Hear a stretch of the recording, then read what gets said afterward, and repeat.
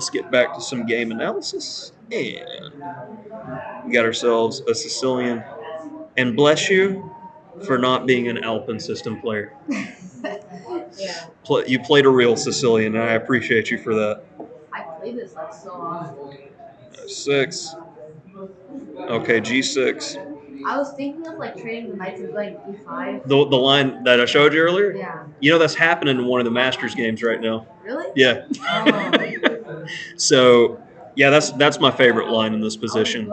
I didn't take that. Oh, yeah. And you go bishop d4. But try this out because it's terribly annoying for black. I was thinking And what if they go like knight? Oh, never mind. They can't even go. Yeah. Yeah, tell me a good move for black here.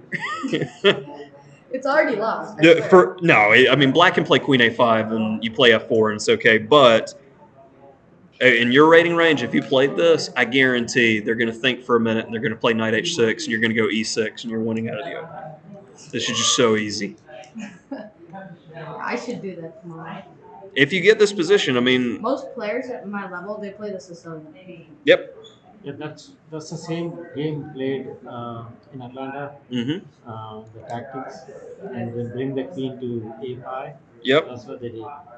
And your opponent missed the entire point of playing the accelerated dragon. Like e5 was the move, right? Oh, no, e5 is terrible here because it blocks in the bishop. d5. Oh. Now, when somebody asks what's the difference between the dragon and accelerated dragon, the normal dragon, you play d6 on move 2. And once you get to this position, you have to waste a tempo going from d6 to d5. The accelerated dragon has its name because you save time in doing d5 in one move. Your opponent was supposed to do that. It hurts my soul that he played d6 here because that shows he didn't even understand the point and name of his opening that he's playing. Yeah. That hurts a little bit. So after d6, now we've transposed back into the dragon. And it's funny, here, he's still supposed to play d5. And we're back in mainline dragon theory with the tempo loss. So it's so sad. Right, it is. So he How do you not see that? My opponent was like down to like he took 5 minutes for each move, and just still doesn't find the best moves. Okay, so you took on c6 here. And it's interesting in Sicilians because there's not a lot of relationships in chess, but this is a mutual detrimental relationship. Now, what I mean by that is if he takes you, it helps you. If you take him, it helps him. So you want to let it sit there most of the time. I was thinking of going like bishop h6, so I wanted to trade it off first. So if you were going to trade here, I'd take that guy. And what happens after I go bishop c4? Oh yeah, he has to go like king f7. King f7 looks like he needs some help. Yeah. Well, And yeah, if E5 like is bad, right? Yeah, and if like queen d7, I'm thinking about swapping gears and maybe go like f4, e5, and I think you're mauling black here. So this is one of those things. Is this an open or closed position? I think it's more open. Yeah. What's better in open position? Bishops over knights. So just by this dynamic of what to try to capture, I'd take the B. Taking here, why it's better for black, now it bolsters the center and it opens up a file for attack directly on your king. That's why you don't want to take on c6 in Sicilians. And that's a general theme in all Sicilians, by the way. So that could be beneficial for you in the future. Okay, so after bc6, bishop h6, natural. Queen a5. a3. Okay, so I've given this analogy before. Now, let's pretend that a fire started in your room at home. And you're like, oh, I got to look for any liquid possible to put this out. Any liquid will do. And you find liquid, and it's gasoline. When you're being attacked in an opposite side castling situation, your attack is more important than anything else. So if you slow down to play defense, that's going to speed up your opponent's attack most of the time. You don't defend unless it's absolutely necessary. So here is critical. I'm going to go ahead and go, well, he's attacking with a bishop and queen here. But am I completely busted if I take? So I'm going to go ahead and take there. Nothing to worry about. Now, a3 does defend the problem. But what about king b1? It leaves no pawn deficiencies. But doesn't he have like perfectly so like you can just attack your king and your king's like. But is it completely busted? Like, where's the follow-up? Notice why I traded the bishop. When he moves that knight, there's no bishop to pressure the knight on c3 and no pin. There's no tactics here. I mean, I can even go b3 if you're really worried about it. No dark square bishop, no problems. Seeing ghosts. This is the type of thing that happens when you play too many Sicilians, and you get hurt. You get worried about these things. I know how it is. I quit playing Sicilian because I got tired of getting my face kicked in by IMs and GMs. But a3, try not to make pawn moves in opposite side castling defense. d5. Oh, well, we're transposing. Yeah, bishop takes, king takes happened here. You played e5. Okay. Knight d7. Queen f4.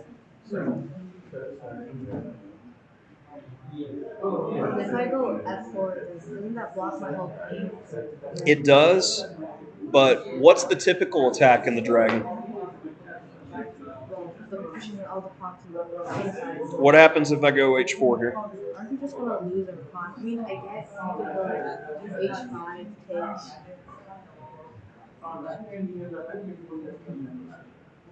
Is it worth a pawn? I feel like it is personally. I mean, this is. I expect that after h4, he wouldn't be greedy and try to take the pawn. He'd play h5. And my idea here was to go g4 and go all in and do it anyway. This is a common theme to try to break through. It may not work in this particular position because I'm using humanize and not the engine cheating for me. But if the bishop was already on d3, this 100% works. I think here black has rook h8 to defend. But these are attacking ideas that you should definitely be looking at when facing the dragon. Don't be afraid to give a pawn or two in order to accelerate your attack, because that will defend you and defend your king as well. So be looking at that aggressive idea. I felt like, how are you going to attack if you're playing defense? That's the move. That's what Queen f4 says to me. So Queen f4, d4. Didn't I have to take that? Yeah, I mean, Isn't that like the best option? yeah, and I'm okay with swapping gears here because whose pawn structure is better? Like, Yep, you have 2 pawn islands. That's the only reason I exchanged. Like all his pawns on the queen side are like really weak. Yep. So the d file is where the action's happening. And that's where it's going to be contested. So your next move was knight e4. I'd play bishop e2 without hesitation. Idea is when they come to challenge the d file, my d file. I was thinking of knight e4, knight c5. Yeah, but if you give them a little bit of time. So I want to make sure that the only thing, the power play is controlling the open file with the rook. I want to maintain that. So knight e4, what do? They challenge. And now who controls the only open file? That's why, and look, you're now lagging behind the development. So while you were trying to attack, you picked the wrong time to do it because you would have had knight c5 later after having complete control and dominating the d file. So little things make a huge difference because now you're a little bit behind and playing catch up. That helps you get to where you wanted to go anyway. And I'm happy to see that you didn't just immediately snatch this bishop, because what is the bishop doing compared to the knight? Let it sit. Tension is often a very beneficial thing in chess. So rook e1, that's nice. Rook d5. Securing the outpost, very nice. Fighting over it, like go away, and you're making your bishop and better in the process of putting pawns on dark squares. Knight d7. Yeah. So what do we have that's better here? Take a moment and treat it like a tactics problem.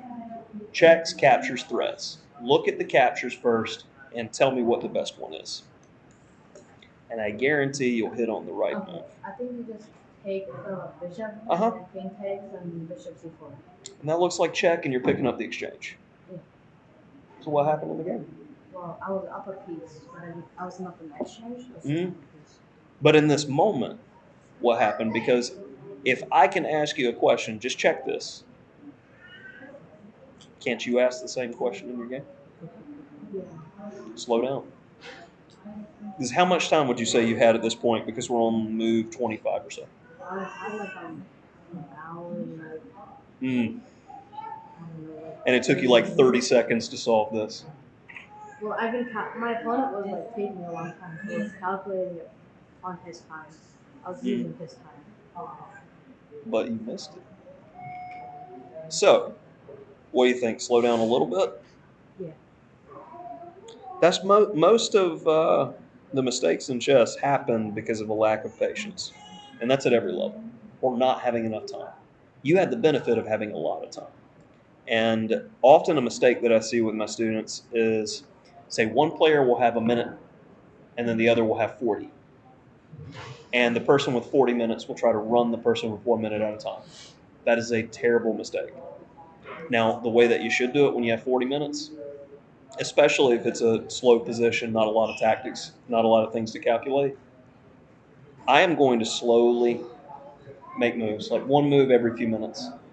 Because my opponent who has a minute has to stay on edge the entire time, ready to move, so they're not going to run out of time.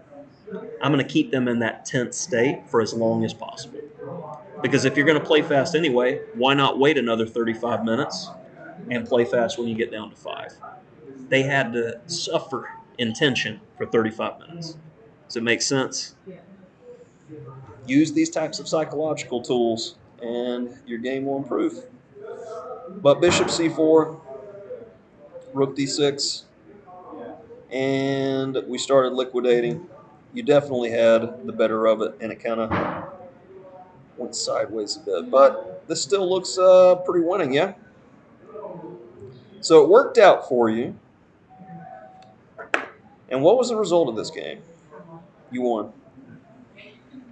It looks like it should be a win here. You're going to have an outside pass pawn, and it's going to be a girl. It's going to go all the way. So I'm going to stop the analysis there because I feel like you got the winning position, and we got some lessons out of it. You got some ideas, difference in the opening. You learned about the difference between the dragon and accelerated dragon, or at least your opponent should have known that already. But overall, some great ideas there. Very nice. So I have one question.